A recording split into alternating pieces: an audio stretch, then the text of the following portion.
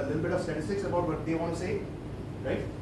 So the first one says 73% customers form their opinion of purchasing or the decision of purchasing a product based on the user experience. So I think Rene mentioned that as well.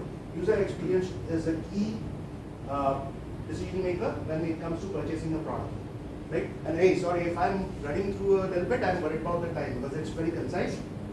If there's something you want to discuss, we can discuss that later for sure, right? The second one, that's the key for us as technical documentation team, right? 88% of users say that their perception of the product or the service that we offer, it is based on the technical documentation. And that brings us to the core topic, that is customer empathy, right? Akshay, you might want to take over. Yeah, so there cannot be any wrong answer. So let's start with a general understanding of what is empathy, right? We will also touch base upon why do we need to talk about empathy, or what's this emotional graph that we're talking about. But let's start with that. What do you mean by empathy, Devendra? What do you mean by empathy? What is empathy?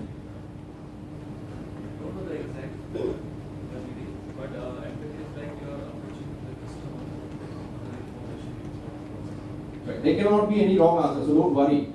What about you, ma'am? Maybe connecting with users so that you can get to know them better.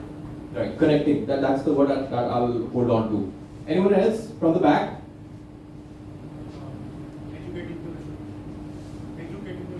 Educating the customer. That is okay. Empathy is putting yourself into your customer's shoes. Exactly. That's the correct textbook definition. That when you put yourself in the customer's shoe, you tend to understand more and more about the customer, and that's what you guys have been working for or writing for. So that's the correct word. Now let's understand where does empathy positions itself, because it's an emotion, right? It's a feeling, correct? So, and that feeling compels you to get into action, right? It can be any feeling. So let's talk about what's at the very bottom of this emotional graph. Pity, right? So pity is like, I feel sorry for you, but that doesn't compel me or make me commit to any action. Then comes sympathy. Sympathy is, I feel for you, but that still doesn't compel me or makes me put in more efforts in whatever I'm doing. Then comes empathy. I'm feeling with you, right? You put yourself in the customer's shoe, you can feel their pain points, you can already understand what they are going through, and once you have that understanding, whatever output that you're delivering, you're already doing the right job for the end user, because you are not there with them. There are certain challenges which doesn't put you in their environment wherein you can observe them. What are they going through? What are their pain points? But slowly and gradually, if you start, understanding them, like behaving like them and like being like them. She mentioned about persona. We're gonna deal with that as well, because that is one of the aspects which UX has pushed into entire customer experience, and that is what I have been also doing with Knovos, taking care of all the customer touch points, and that's why it's very important to have that sort of an empathy in each and every process that you're involved in. Either it's producing the output or being in the organization's business processes. Just remember one thing. Once you understood empathy, you just not need to understand what are the customers. You also need to understand and empathize with people who are working below you and above you.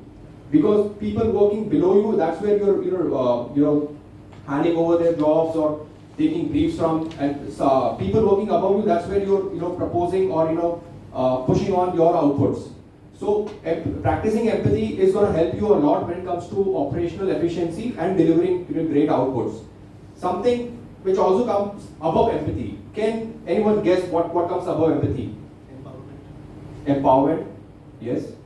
The word is compassion. You don't wait for them. You go above and beyond your limitations. And some of the great examples that it exists out there is Microsoft, Google, Apple. You look at their experience delivery. That's where you will see a complete product, a complete product when you hardly there will be any people around who have problems or they'll be complaining about the experience that these guys have been delivering. All right, so we'll touch base upon a few subjects, especially about persona. But yes, over to you, Rutesh. Thank you, Akshay. Right, so you guys might know now, I like statistics, right? I want to validate what I'm doing, right? This one was surprising. 85% of our users, only 85%, expect us to provide some documentation. I thought it would be 100%, right? But still, 85% is significant amount, right? 88% users say that they will not return to a website after bad customer experience or bad user experience. And the core significant outlying common element is unclear or confusing documentation. Right? Now that is an alarming thing. Right? This means we really need to start deliberating on a lot of things. Like I mentioned, technical documentation goes way beyond simply providing information. Right? So what are the sort of questions we need to ask ourselves? Yes. What do you guys think are the questions we need to ask from ourselves? Looking at these stats. What are we missing out of? What are we missing out of? Yes, very good. What are we missing in the documents? What else? How are we communicating? Yes. Is that the right way to communicate? Yeah, absolutely equally important. What else do you guys think? Customers' expectations. Yes, customers' expectations, again tying into empathy. Does the document serve its purpose? Yes, absolutely it is meeting the objectives or not. Yes. What else? Any other questions that come to your mind? Customer feedback is actually what went wrong coming from the customer, it helps in solving. Yeah, getting it straight from the horse's mouth, right? Yeah. Getting to know what they think or feel or experience, right? We'll discuss this a little bit more. Let's move forward for the moment. So this means we really need to deliberate on these pointers. I think these guys have covered it. We can just roll through it. So their needs, the background, which is their experience and expertise level, right? The challenges that they face, someone mentioned it over here, right? And their experience as well. These are the questions we need to start asking of ourselves. This is about introspection. There are still more slides. Well, I'll get you guys to start thinking of the questions we need to ask ourselves as technical documentation teams, right? So, looking at this status, it means that we are not relegating ourselves again to the documentation. We need to zoom out and start mapping the entirety of the customer's journey. You guys with me so far? Anyone does not agree? Even if you don't say that. Right? But yeah, we need to start focusing on mapping the entire journey. Right? Now, in order to map the entire journey, what are some things I need to think about? What happened? I lost you guys? What do you think we need to think about when we start mapping a customer's journey? What and how? What and how? Yes. Alright. What else? How they will be discovering us. Okay, that's a very good point. Why did they come here? The Yeah, basic actually. absolutely. Why are they here, right? What do they want from us? What else? Guys in the back benches? How are they finding us? Yes. How are they finding us? That's very important. Right? Backbenchers, please. Huh? I used to get backbenchers, so I know the tricks. Who are our audience? Yes. Very good. These are journey from endpoints to endpoints. Yes. What are the points of contact in the user's journey? Very important. Right? What else? Anything else that comes to your mind? Why they are choosing us. Why they are choosing us? Yes. That's also very equally important. And it might seem similar to, I think you mentioned, right? How are they finding us? Yes, very good. So, when we talk about the journey, we need to look at the effort. That is, how do they find us? Right? How much effort do they have to find us and then find the information? Right? You can route the customer to a document wherein the information lies. But if it's a 20-page document, how much effort will it require for them to reach that piece of information that they're looking for? Right? How is the induction? Right? So, how is the onboarding into a product or service ecosystem? Right? Does it smooth? How much steps do they have to go through? Is it intuitive? Can they get it automatically? Or will they have to do some research to get onboarded? Right? These are things we need to start considering now. Right? Answers. I think someone already mentioned. Is our documentation providing answers to the users? Or are they raising more questions? Now, if it's the latter, that's a red flag. Right? Then, the frequency. This is the frequency of contacting other channels of support. Right? Personally, I'll be offended if they have to go out to other channels of support. Why should they go there? Right? On one hand, why should they go there? Because there's something missing in my content. Right?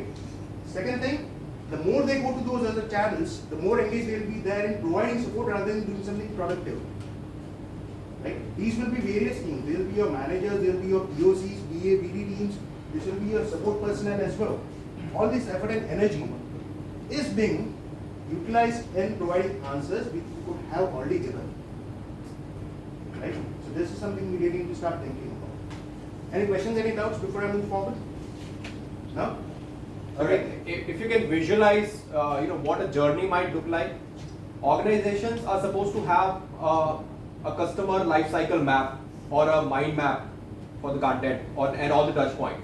So that's how, theoretically, whatever is being represented in actual substance, there needs to be a mind map. There needs to be a customer journey map which has those, details mentioned and the quality expectations that we are supposed to put it out and what are the customer's expectations. Absolutely, Akshay. So, before we move forward though, you guys were like, hang on, Rutesh. This seems like a lot of effort. Why the hell would I do this, right? Must have crossed your mind some point, right? Maybe not all of you, at least some of you. So let's talk about how it helps us, right? By mapping these touch points, right? And evaluating our content. The first thing it will help us with is bringing clarity to what we have, what is required, how much is required, and how to simplify it, right? The second thing is, of course, this will lead to us being able to create more effective documentation, meeting the customer's needs, right? That in turn results in what? Saving time and effort for us. How many of you get ad hoc requests of, I need this document quickly, need to send it to clients? Happens, right? For some it will happen more frequently, for others it will happen less frequently, but it does happen. And when that happens, you have to move away from your primary task and focus on that. Yeah. Right? And if these things are in place, it leads to greater adoption of your product or service. Right? Which means increased revenue, which means what for us? More salary. Growth eventually, right? We all grow as the organization grows. Right? Now, let's take a look at the customers. If they are able to find the information at the right time with minimal effort, right? It creates engagement, right? Because now they are finding the information, they are able to implement the information to reach their objective, whatever the objective might be, right? And then it reduces their efforts, right? Which also reduces the frustration, right? Which improves the experience. These are all interlinked, right? And it builds trust, which again leads to the growth, right? If the customers trust us, we are going to get repeat business, right? Everyone has a favorite brand, right? Everyone has a favorite brand, and at the core of it, there will be some level of trust, right? I'll give you an example. My favorite brand is Amazon, right? And it's a brand, right? I prefer purchasing on Amazon and not Flipkart. Why? Because I trust the customer service. I know recently it's deteriorated, so it's controversial. But in general, that has been the perception, right? That I'll get quick service and I'll get refunds where required. I won't face many issues. Bad experiences in Flipkart, right? This brings us to aligning ourselves with the SDLC. Everyone knows SDLC? What is it? Absolutely, software development life cycle, right? Sometimes it's good to ask stupid questions. So, our role in SDLC, and I know you guys already know this. The first core role that we play is understanding what the product or the service is, what are the features, and what is the vision, right? That the developers or whoever is the owner for that product has for that product, right? I know all of you would get into the depths of technicalities, understand everything, but a lot of times, I'm not saying everyone does it, but a lot of times I see them not being able to understand the vision of the product that these people who are creating the product have. It is something very important that we need to understand, right? Other thing that we do is bridge gaps, right? I mean, that is the core responsibility. We have so much complex information coming in, and our end users, most likely, people like me who are not from technical background, won't be able to understand that. So we're supposed to simplify it, right, and pass it forward, right? But this is a two-way street. One aspect is passing information from these development teams, your technical teams or scrum teams to the customers. The second aspect is getting information from the customers about their journey and experience and passing on to these teams, right? I think it's a very common scenario where, you know, there's a huge divide between what these guys are planning, the technical guys, and what actually the customers expect. Right? And I see failure in the mechanisms of passing on that information to these guys, which is our technical guys, and identifying these challenges or problems that our customers are facing real time, day to day. Right? I'm not saying no one is doing it, right? But there's a scope of improvement. Right? So, how do we do it? So one thing we need to do is, there is a term known as familiarity bias. Because when you're working so closely with the product, the people who are designing the product, right? You know most of the things about it. But the question is, do our users do? They don't know, right? And that is the reason it's important for us to bring in that empathy, right? And start thinking from our user's perspective, trying to minimize this bias. Everyone has this bias, there's nothing wrong with it. It's not a negative term. It happens organically, right? But we need to try to minimize it and start utilizing our tools thinking we don't know anything. Right? It's easier said than done. But with practice, you can hone this skill slowly and gradually. Right? As a result of this practice and experience, you'll be able to identify a lot of bugs, glitches. You'll also be able to map the experience. Right? And please ensure that you note that. Right? And then again, I'll ask you to introspect. After having done that, what do you guys think you'll have to ask yourself? When you have started experiencing the product from the user's perspective, right? What questions do you think you should ask yourselves? Do I go to backbenchers again? I mean, front benches can also answer. Who's not shared so far? I think this third last row over here, right? Do you guys mind sharing? Is this really solve the problem? Whatever I know about now, is it really solve the problem? Yeah, absolutely. Introspect. Yeah. Is it solving the problem or is it achieving the objective that this product is supposed to provide? Right? So, the first point is the same. Did it work as intended? If it worked as it was intended to, then that's a good thing. What else do you think we should ask ourselves? How customers will interact with the document? Yes, that's a valid question. How customers will interpret it, right? So that also ties into it. That is it lining up with the customer's expectations of your product or service, right? Because their vision of how it's supposed to work might be different to what we are thinking, right? And if that's the case, then we need to do some marketing or perhaps educating, right? Effort, we already discussed this multiple times. I know this is going to get repetitive, but these are key concepts that are very crucial. They seem very easy at surface level, but they play a major role in whether it's a make or break portion for the customer.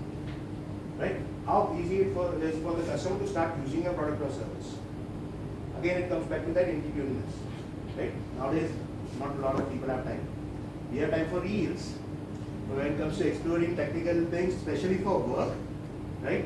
Or for any other purpose, if you have to make extra efforts, people don't appreciate that. Right? Glitches or bugs. Right? So again, it ties into how did it work as it was intended to, right? But oftentimes what happens is when we have glitches or bugs, you already know the workaround. Developer would have told us, right? That if this happens, 1, 2, 3 steps. The question is, how is it impacting the user experience? Right? They wouldn't know that. And we are not going to, do we want to shed a spotlight on, our glitches or bugs? That should not be going to our customers, right? So the focus would be on identifying it as early as possible and getting it resolved. Any questions, any doubts before I go forward? Yes, no, maybe? Alright, awesome. Right. Another thing is there something critical that is missing? Right? Akshay can tell you in UI and UX, a lot of times what happens is, right? Critical buttons are missing. I've seen UI and UX is where save button was missing. In case if you are supposed to download a document. Now I know it wasn't intentional, but these things happen, right? It also leads to is something missing from your documentation, right? It's like crazy world out there. We're dealing with so much information and all the products. Nothing is basic. It's so vast, right? It can be a simple product like Gmail, right? That enables you to send emails. But in the background, there are so many things that happen, right? For me as a user, it's just about, clicking on compose, right? Writing something, clicking on send. But for me to achieve that, there are so many things that happen in the background which we are supposed to document. So it's very important to introspect and see if something was missing. Right? I mean, if I can present an example, whether it's a service that is being designed or a product, everything is either conceptualized at a client side, maybe that's a custom requirement, or maybe a designer is visualizing a new feature. Now his thought process is different. The kind of end customer that he is visualizing or he knows about can be different or can be same. But whatever he has conceptualized, he is going to make his notes and pass it on to a developer. And a developer, when the product is ready, the feature is ready, it passes on to the user acceptance testing, and after they give it a green signal, then I guess it comes down to the technical writer. They understand the feature and then they write it about it, right? But there will be always an information gap because the person who has conceptualized this initially, he is not connected to the writers. But slowly and gradually, this there are all these barriers and all these verticals, they are getting merged. And that's when we talk about user experience design, that's where all the teams get on the common stage and define a product experience. Because for a writer to have the insight or the listening model established within the developers community or the designers community is a must. So if that is not happening, you need to start thinking about your organization's consortium of product owners, because you have an equal importance. And if your goals are aligned with the company's mission and vision, and that's how you define the processes. If it's not, it's time for us to evolve and create those new definition and new process quality benchmarks. Yeah, absolutely. But before we move forward, now there's one more question we need to ask ourselves, which is not on the slide. Based on whatever you have identified, what do you think that question should be? Is our content speaking to our customer? Is it communicating in the right direction? Like reducing the cognitive load on the clients. Okay, don't give away my next slide. I'm not showing them as well, but I don't know how they found out. But no, yeah, those are important, right? But there's one particular question that we need to ask ourselves. Quality. Quality, okay, yes, that is important. That is important, but that is not the question I'm looking for. Is it relatable? Are we ready to deliver? Deliver the document, okay, valid, but again not the question I'm looking for. Attention. Is it relatable? And so. Hands-on, we should already have done hands-on by now, right? Is it relatable? Can people relate to it? Sort of. Okay, let me give you the answer, right? You guys were not wrong. But the question we need to ask ourselves is, how do we pass this information that we identified to add value? You might identify a lot of information, right? But if you keep it to yourselves, how is it going to help? You also need to think about how you need to park it, because once you start parking this information, what do you think will happen? If you say, hey, UI, if you change it like this, it will be beneficial to the customer. What would developer say? Right? You will face some sort of resistance. Right? I'm not saying whether it's good or bad resistance will be there. So we need to start thinking of how to pitch this wherein you get their buy-in. Right? Which means you need to have valid sources and a plan as well, or an impact as well. But how is it impacting our user base? Make sense? Any questions, any doubts? Alright. So, one more statistics. I was supposed to ask you this question, but now it's already there. I got lost in the conversation. But now you already know that users are supposed to, or are willing to spend around 6 minutes, right, looking for information before reaching out to the support channels. So, 6 minutes for users is a long time. But 6 minutes for us, that is, the document base is nothing. The question is, how do we bridge this gap? Right? And this is the stage at which we need to start thinking about the content and various aspects surrounding the content. Till now, we are just laying the groundwork to enhance the user's experience. Right? We have to prepare so many things just to be able to write a document. By a document, we'll talk about it's not just words, there are a lot of associations. Right? But we need to think of aspects such as, does it create engagement? How accessible is it? Right? What mode of media or format should I have it? Right?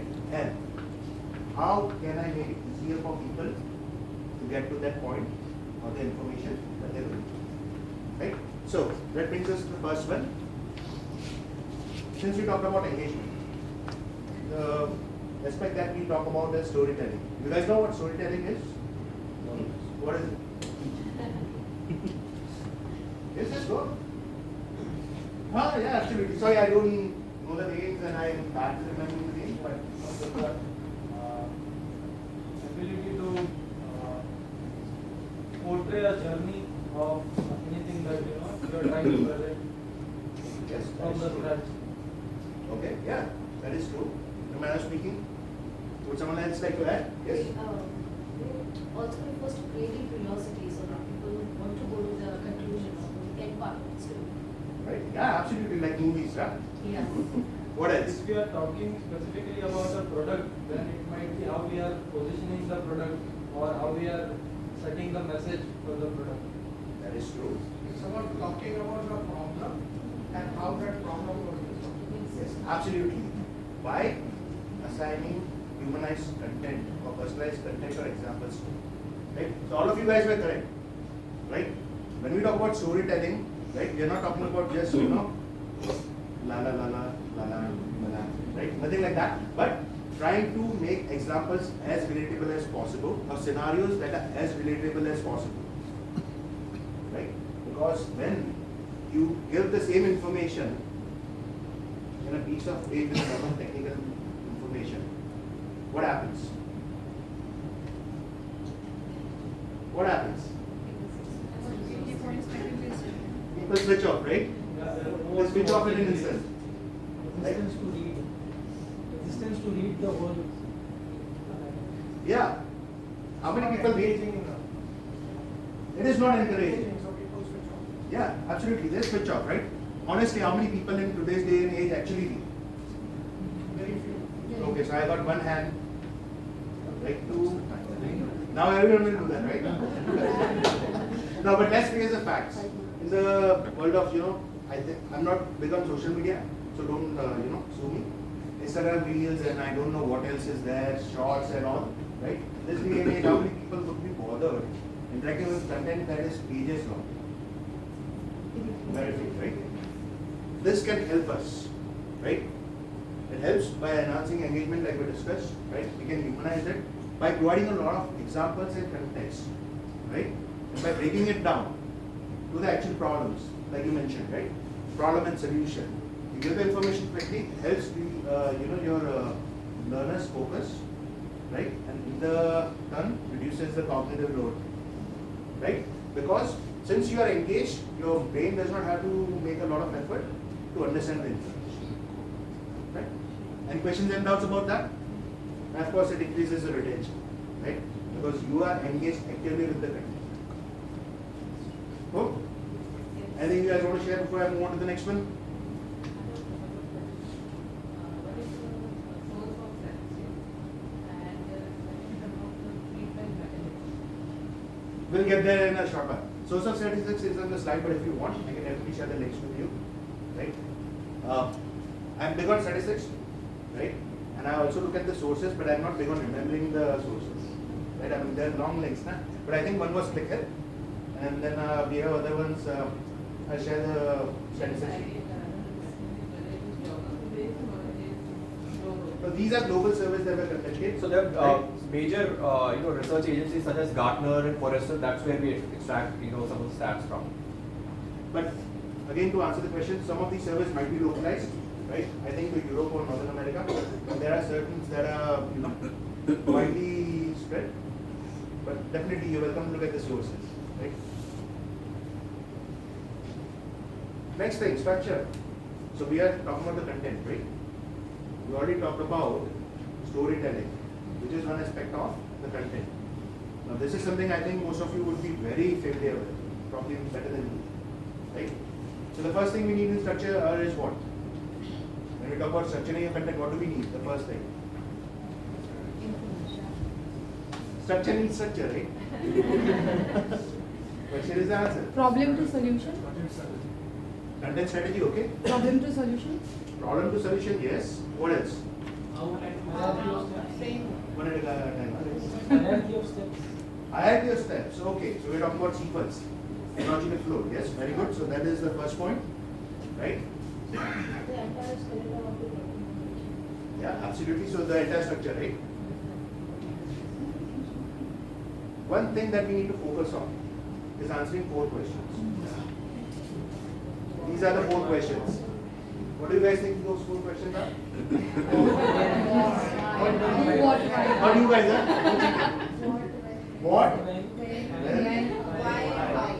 Absolutely. Oh, you guys got it, right? So what is the product, feature or service, right? Why is it required? When is it required? And how is it used? Right? Honestly tell me, are these 4 questions present in all our topics? I mean, answers to the 4 questions, huh? Well, it's a hit or a miss, right? Based on topics sometimes. I understand there might be certain very brief topics where you can't address all 4 of these. Or probably, you do, but not independently. Right? Depends on the kind of product that you are. Absolutely. But in general, if you are asking these 4 questions, the customer or the user would not have to go anywhere else. Right? When I said hittenness, I see most of the times how is very well documented. There is no question about that. We are very great in documenting how. Right? A lot of places we are missing on these 3 W's. Right?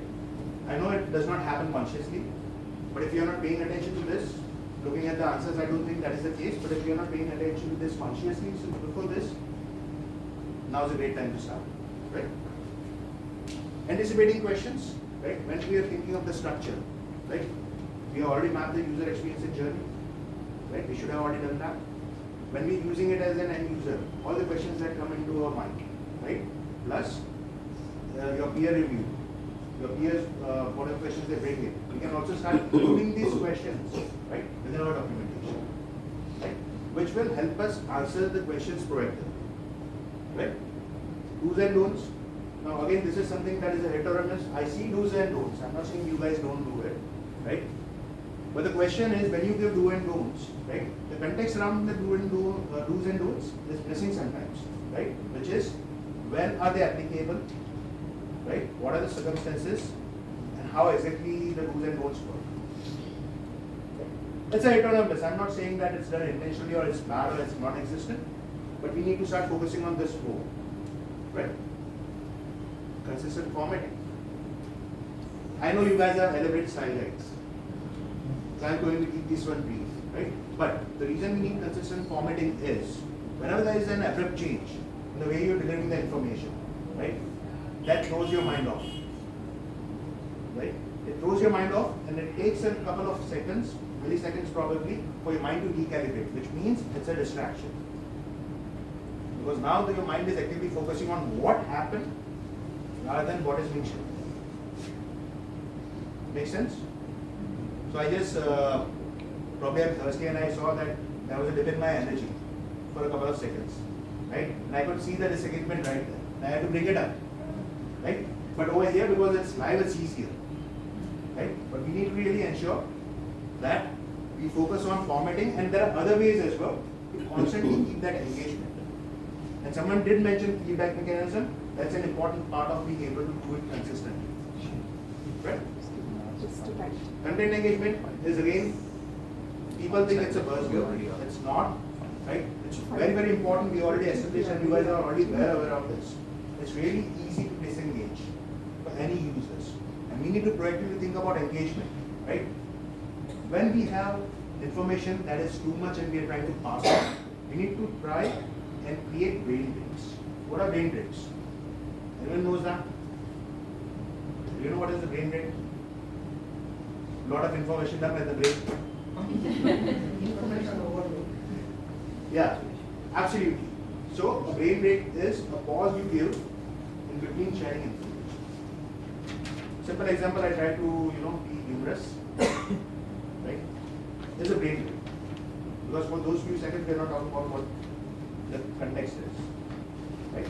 Because when we receive information we need to process it. So We need to create these gaps consciously. It's not always talking about something else. It's also about switching activities. So for example, from reading to something interactive, probably a flowchart, right? Or a diagram, or a simulation, or a small video clip, right? We'll talk about this in a short while, in a little bit more detail, right? Akshay is in a rush. We are already out of We time. are in a rush. We are out of time? Yeah. Okay, yeah, this was my hurry and I was trying to rush. So, one thing we need to do is, and now I'll really quickly go, but if you have questions, please, we can reflect later on. We need to start talking about learner types. There are three primary ones: visual, auditory, and kinesthetic. Visual, as the name says, they look and learn. Auditory, they hear and learn. And kinesthetic, they try to do it. Right? Let's move on, man. I understand, and I'm sorry to keep you guys waiting, huh?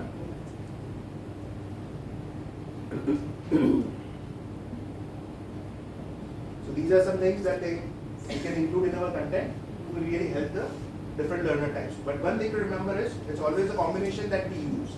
No one is purely visual or auditory or kinesthetic. Alright, this one, let me quickly have a show of hands. How many of you guys have this practice embedded within your processes, wherein you have a persona templates before creating any sort of a documentation? Can we just have a simple raise of hands? Alright, so it's very minimal right now. That's what I can see. But the UX domain has a lot to offer, and this is one practice that you can embed within your processes. User persona is nothing but it's simple, a biodata of an end customer that you can visualize, and once you have that sort of a biodata, someone from within your team can play that person and then start assessing the documentation or whatever. For example, how many of you have this practice of validating your own content by personifying yourself and then committing to an action? For example, let's say if I give you a scenario and then I give you a goal. The scenario can be anything. Like for example, you're running late for a meeting and you're trying to, let's say, send a GIF through WhatsApp and you don't know how to do it. So what you do is either you'll Google for help or you'll refer to a technical documentation or a help guide. So do you have this sort of a practice embedded within your processes? Can I have a raise of hands if you have this persona plus this goal and a scenario and a validation? No. Some of you have, but most of you, which I can see, you don't have. So if you incorporate this will be a quick validation to give you a direct feedback, because what we talked about is personal biases. This is what can help you overcome those things. You can Google it. When you Google user persona, you will see a template. We also talked about feedback mechanism. Now let me quickly talk about, feedback is more like a listening model that you need to establish within the organization. Listening model is having access to designers, developers, customer success group. Customer success group is the primary, point of contact for the end consumers. Whenever they have a problem, see, if it depends upon their behavior. If they have direct access to a CSC rep or an account manager, they'll not bother about going through the help file. In most of the stages, they'll be reaching out to the support departments and then asking for help. Now those can be your eyes and ears for the direct customers, and that can help you improvise your own output as a document expert or technical writer. You also talk about various media. Text is one of the media, but nowadays people like to consume more and more interactive content. It can be simulations, it can be a hell lot of other things, GIFs and video files. But for that you need to have a listening model and an upgradation plan. And what are the different channels that you can have other than within the organization? What are the outside forums and channels that you can establish your listening models? Community forums, individuals. Maybe if you get to talk to some of the clients, or it's very rare that a technical writer gets access to the clients. But the closest one that you can be is with a professional services guy or a customer support executive or a client success manager. Talk to those people a lot. Their responsibility might not be the same when it comes to realizing facts or understanding the gap and pushing those learning to the technical writers. But once you start interacting with these people, that's where you can find those sparks and those gaps which it's not their primary responsibility.